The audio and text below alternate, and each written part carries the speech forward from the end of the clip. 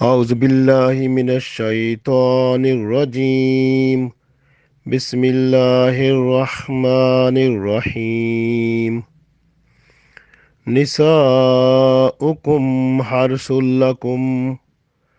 فاتوا حرثكم أنى شئتم وقدموا لأنفسكم واتقوا الله واعلموا أنكم ملاقوه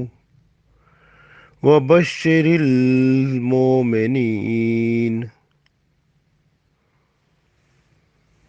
عزیز دوستو، السلام علیکم ورحمۃ اللہ وبرکاتہ۔ سورۃ البقرہ آیت نمبر 223 تلاوت کی ہے۔ اس آیت میں اللہ تعالیٰ نے بڑے خوبصورت طریقے سے تمام مسلمانوں کو پاکیزگی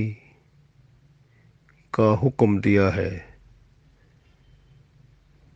کہ عورتوں کے ساتھ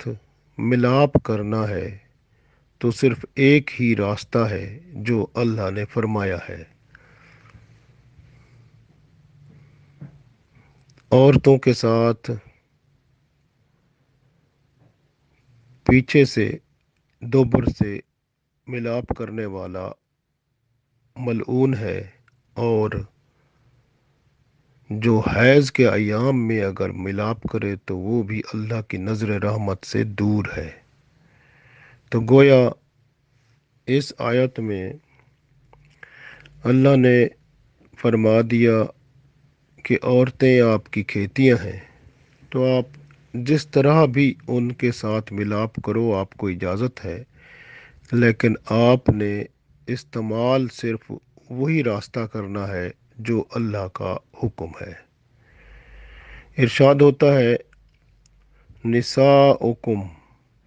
تمہاری عورتیں، ہرس کا مطلب ہوتا ہے کھیتی، ہرسن لکم، تمہارے لیے وہ کھیتیاں ہیں، تمہاری یعنی تمہاری کھیتی ہے۔ فاتو، پس تم آؤ، ہرسکم، اپنی کھیتی کو، انا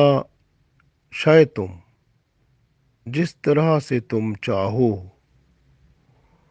وقدموا، اور آگے بھیجو، لانفسکم، اپنے لیے، واتقوا اللہ، اور اللہ تعالیٰ سے ڈرتے رہو، وَاعْلَمُوا، اور جان لو، انکم، کہ وہ اللہ،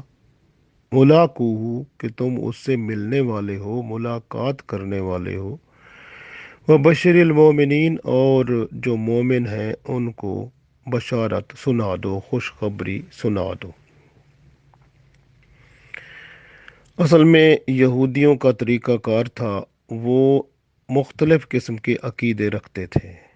وہ یہ کہتے تھے کہ عورت کے پاس جب بندہ اگر پیچھے سے اس کے ساتھ اس کے قریب جاتا ہے، راستہ جو ہو اللہ کا ہے وہی استعمال کرتا ہے بتایا ہوا، لیکن پیچھے سے جاتا ہے تو بچہ بہنگا پیدا ہوگا۔ اس طرح انہوں نے مختلف باتیں بتائیں، تو اللہ تعالیٰ نے یہ آیت بھیج دی تو ان کا رد فرما دیا کہ آپ کی جو بیوی ہے یا بیویاں ہیں وہ آپ کی کھیتیاں ہیں، آپ جس راستے سے بھی جاؤ، آپ نے استعمال تو صرف وہی کرنا ہے جو اللہ کا حکم ہے، یعنی آگے سے، لیکن آپ چاہے پیچھے سے جاؤ، چاہے سائیڈ سے جاؤ، چاہے کہیں طریقے سے، لیکن آپ نے استعمال صرف وہی کرنا ہے راستہ۔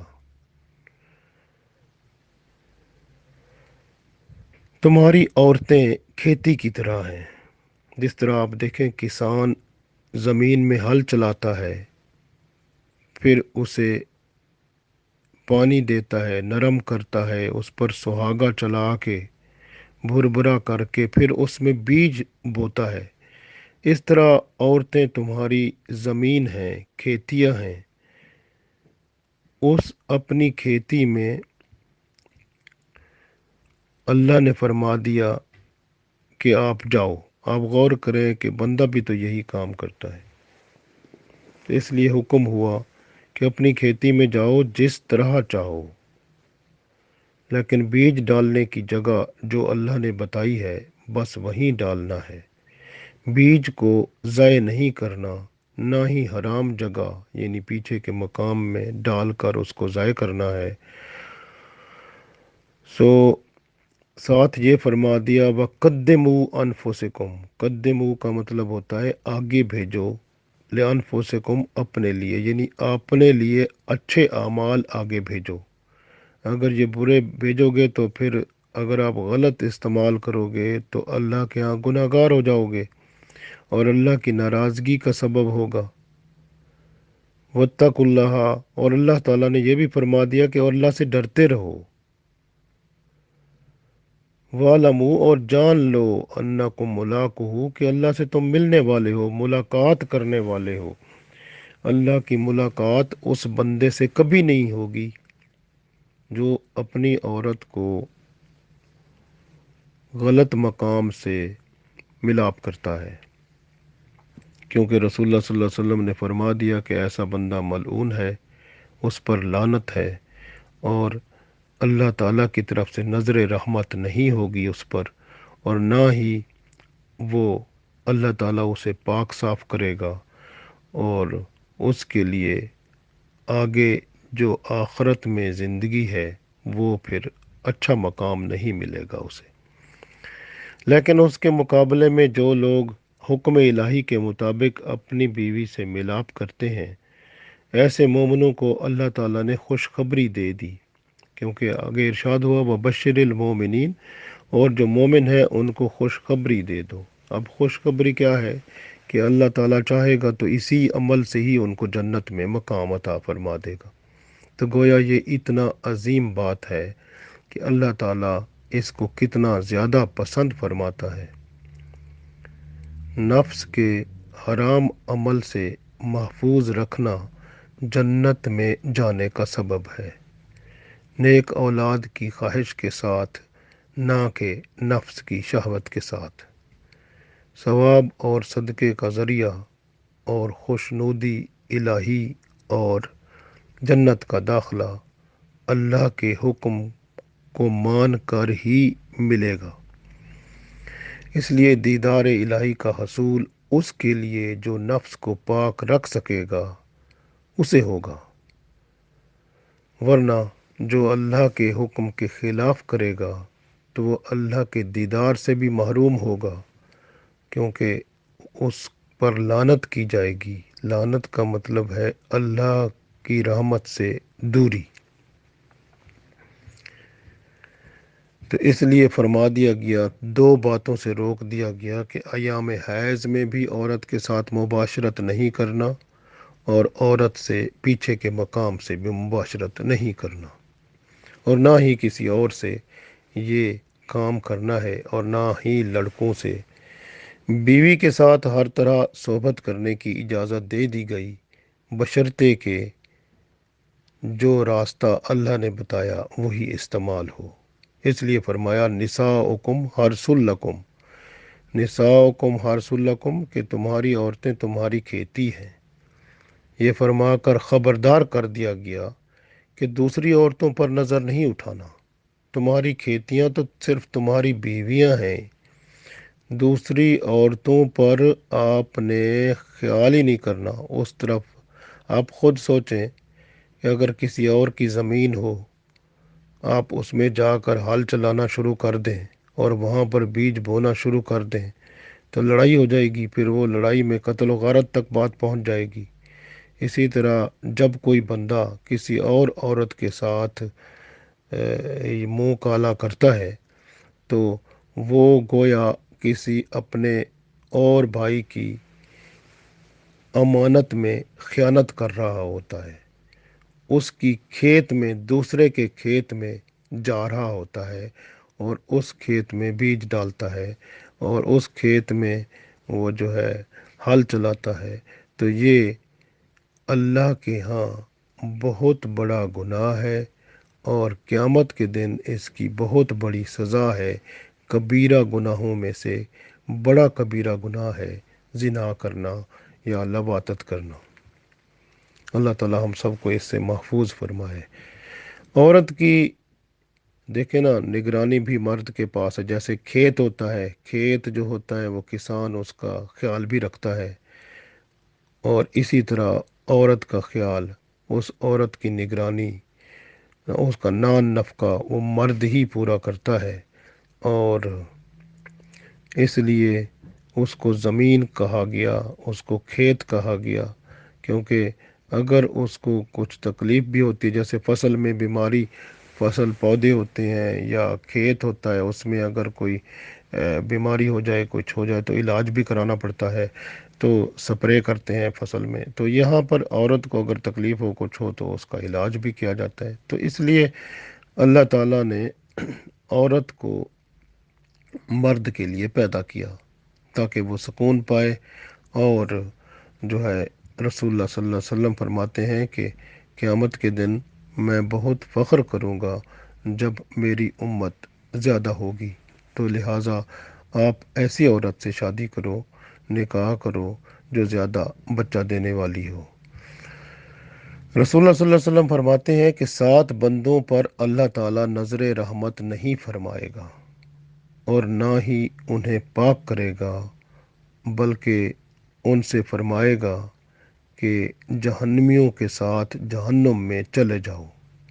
تو اس میں سے پہلا بندہ وہ ہے جو لواطت کرتا ہے، چاہے وہ اوپر والا ہو چاہے نیچے والا ہو، دونوں جہنم میں جائیں گے اور دونوں پر اللہ ناراض ہے۔ اور اسی طرح وہ بندہ دوسرا جو اپنے ہاتھ سے حاجت روائی کرتا ہے، یعنی اپنے ہاتھ سے منی نکال لیتا ہے، تو وہ بھی بندہ اسی طرح کا ہے، چاہے وہ عورت ہو مرد ہو۔ اسی طرح جانور سے یہ کام کرنے والا، یعنی یہ جو جنسی عمل ہے کسی جانور کے ساتھ کرنے والا جو ہے، جو وہ بھی اللہ کی رحمت سے محروم اور جہنم میں جانے والا ہے۔